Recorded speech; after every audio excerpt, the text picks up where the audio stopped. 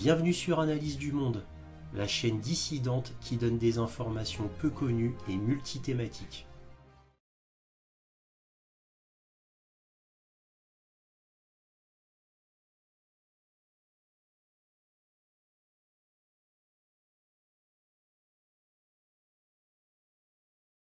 Bonjour à vous, bienvenue sur Analyse du Monde.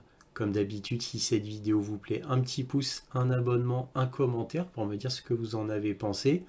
Et éventuellement un petit don, lien dans la description, cela m'aide à publier régulièrement. C'est très important pour moi, bien sûr. Alors merci à tous de votre soutien Analyse du Monde qui s'appelle, comme vous le savez, Réinformation sur le monde concernant ma plateforme YouTube. Donc là, cette vidéo va être sur Zelensky, bien sûr. Donc après avoir éliminé tous les partis d'opposition en Ukraine dans le sens qu'il les a interdits, après avoir éliminé tous les canaux d'information à part un seul pour propager la propagande, donc il a éliminé toute information alternative en Ukraine, donc on ne peut connaître les informations que via un seul canal, hein, voilà, c'est comme ça en Ukraine, donc vive la liberté d'expression. Et évidemment, il devait s'attaquer maintenant à un dernier pan de la société qui travaille contre lui, parce que qu'est-ce qui travaillait contre lui? C'était les partis d'opposition, la liberté de la presse, évidemment, parce que si la presse était libre, vous imaginez un peu toutes les horreurs qu'elle devrait publier à propos du gouvernement de Kiev. Donc, fallait qu'il s'attaque maintenant à la religion.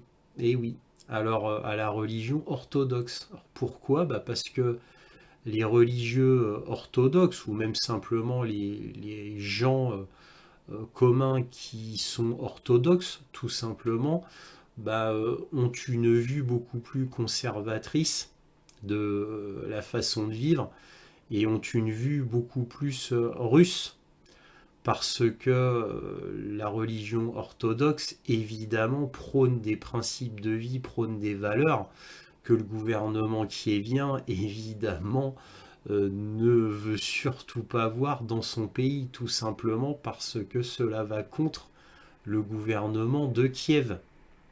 Et oui, car le gouvernement de Kiev, bien sûr, déteste tous les principes de vie orthodoxes, les principes de vie moraux, dignes et d'honneur, parce qu'évidemment, le gouvernement kievien déteste tout ce qui est digne, honorable et pour le coup religieux, parce que ça va encore une fois contre les principes du gouvernement qui sont totalement tournés vers l'Occident, plus précisément vers les États-Unis, donc qui doit accepter tout ce qui est, on va dire sacrement, tout ce qui est décadent, non éthique et non moral, et bien évidemment. Parce que si le gouvernement kievien acceptait tout ce qui était éthique, morale, etc., déjà, elle rétablirait la liberté d'expression, la liberté de la presse, libérerait les partis d'opposition. Il n'y aurait pas qu'une seule voie politique en Ukraine. Et elle libérerait la liberté d'expression de son peuple. Mais bon, ce n'est pas possible parce qu'évidemment, il faut absolument détruire la liberté d'expression en Ukraine et surtout la liberté de la presse, parce que sinon le peuple ukrainien apprendrait des choses absolument épouvantables sur son gouvernement. Alors évidemment, tout le monde sait que le gouvernement kievien est corrompu jusqu'à l'os, ça tout le monde le sait.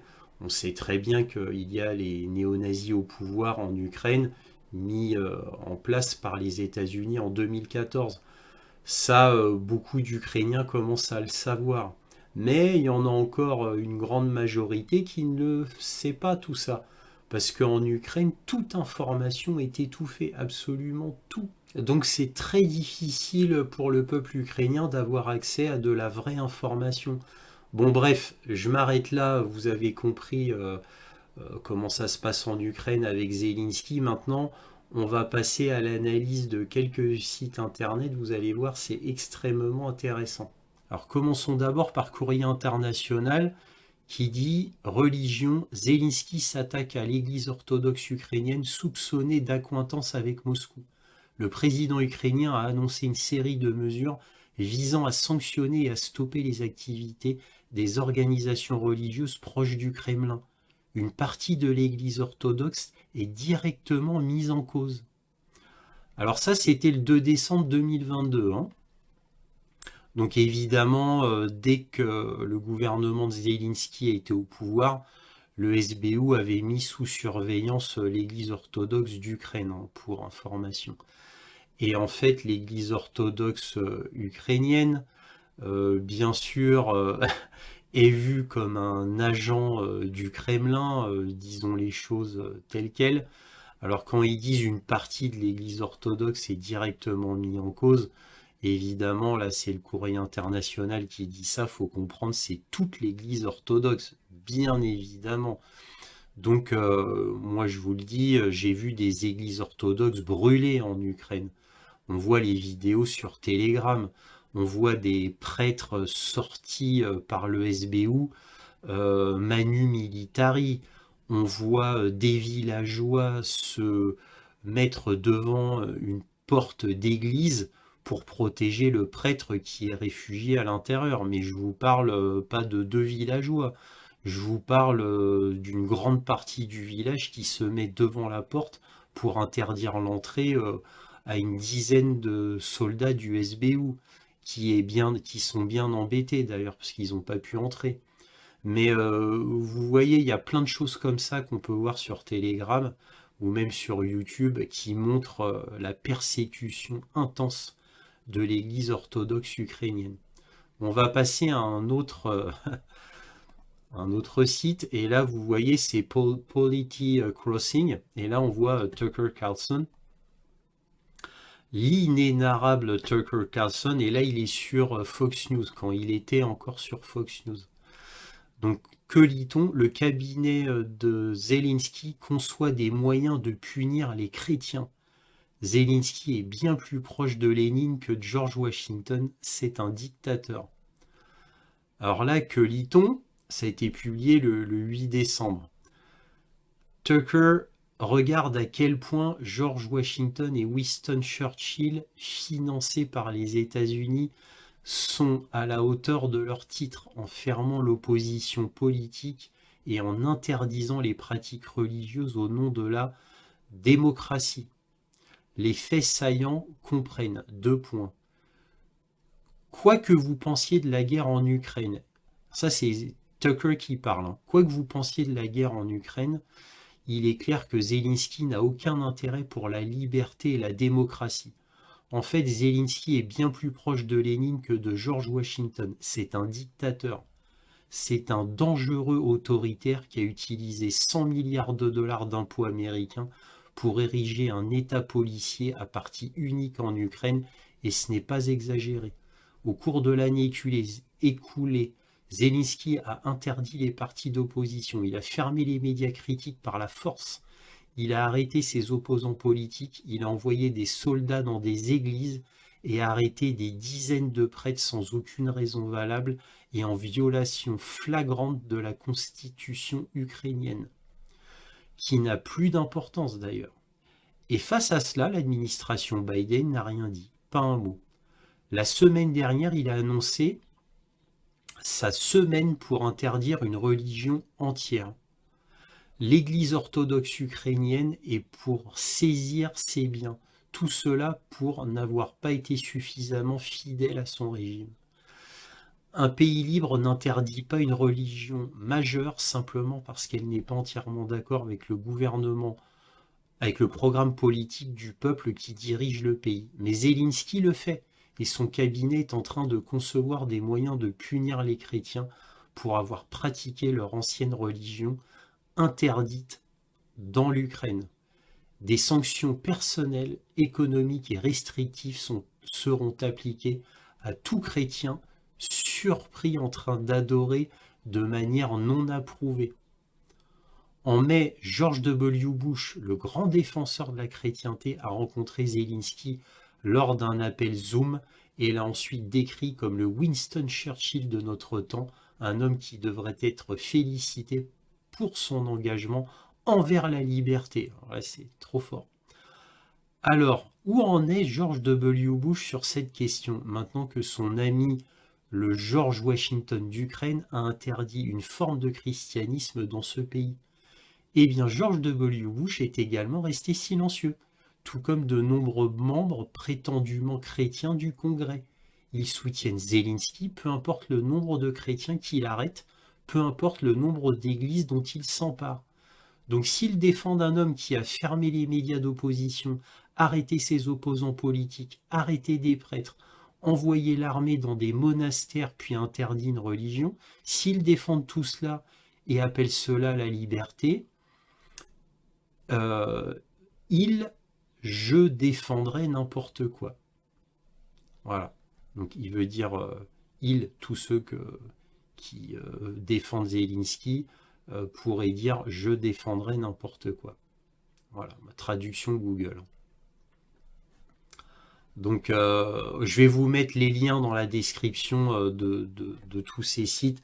Vous pourrez les lire à loisir et corriger les fautes de français faites par la traduction. Et là, sur Fox News, quand encore une fois Tucker Carlson était sur Fox News, 7 décembre, Tucker Carlson, c'est la réalité de Zelensky en Ukraine. Time Magazine a nommé Volodymyr Zelensky personnalité de l'année en 2022. Eh oui.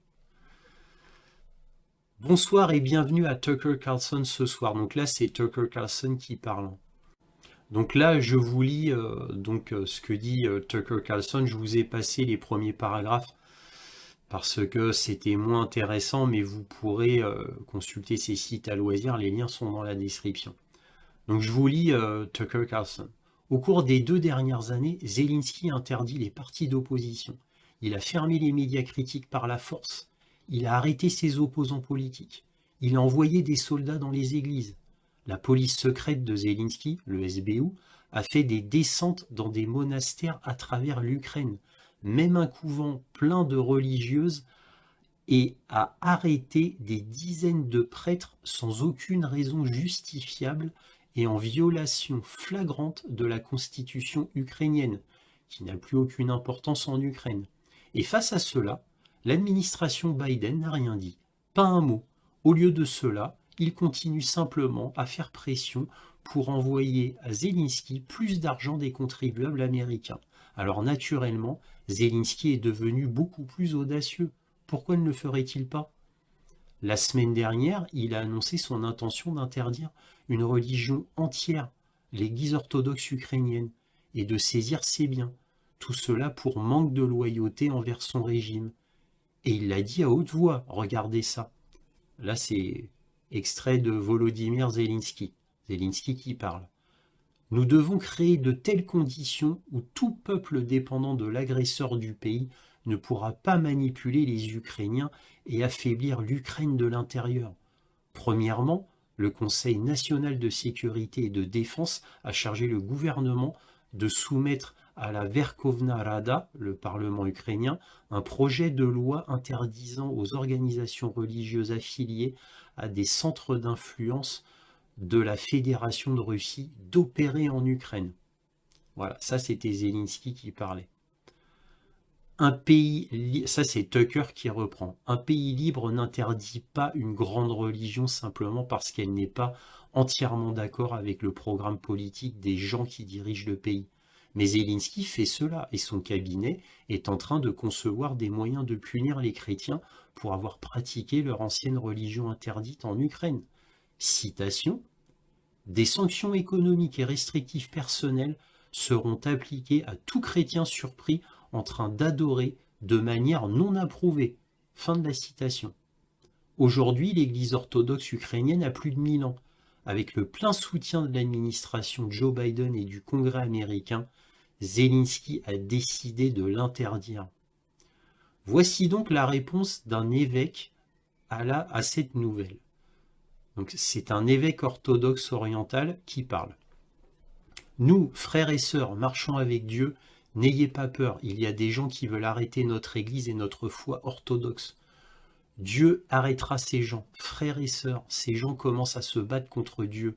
Ils ont commencé une guerre contre Dieu et le paradis. Ce ne sont pas de vrais Ukrainiens.